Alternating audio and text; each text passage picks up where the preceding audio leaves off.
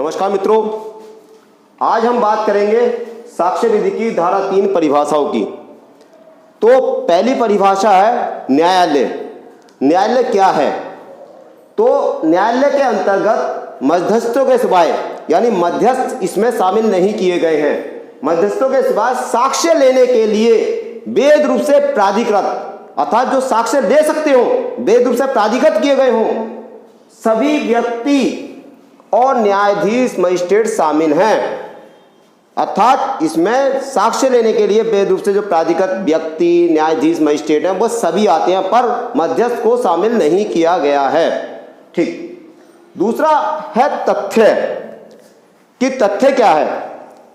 तो तथ्य से तात्पर्य नंबर 1, ऐसी कोई वस्तु की कोई अवस्था, वस्तुओं का कोई संबंध जो इंद्रियों द्वारा बोधगम्य हो।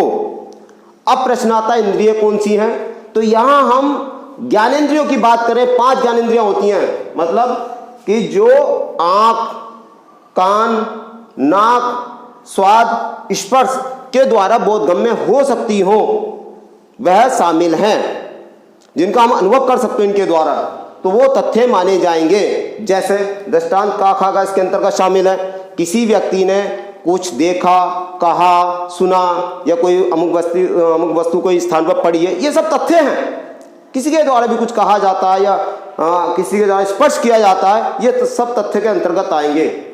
नंबर 2, कोई मानसिक दशा जिसका भान किसी व्यक्ति को हो।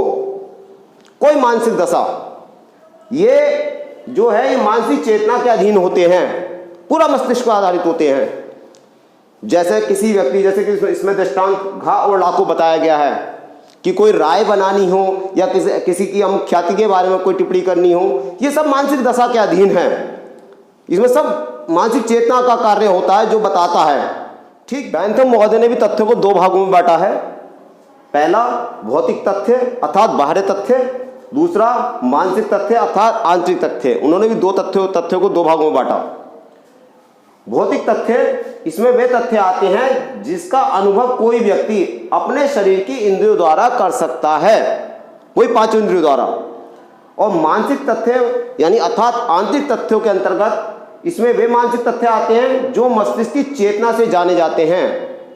जैसे एक उदाहरण के माध्यम से हम समझते हैं कि कोई आईओ जब कहीं इन्वेस्टिगेशन करने जाता है और परिस्थिति जन्य साक्ष्य देखता है, जो परिस्थितियां बताती हैं उस पर कोई अगर अपने विवेक के अनुसार कोई अनुमान इंगित करता है, तो ये मानसिक तथ्य माना जाता है कि ऐसा हुआ होगा। इसे हम समझ सकते हैं कि मतलब वो जाता है, देखता है, सब एकदम से वैसे साक्ष्य उपलब्ध नहीं होते हैं, कुछ नहीं होता, तो परिस्थितियों से ये अनुमान कर सकता है, ये अपने विवेक का प्रयोग करते हुए।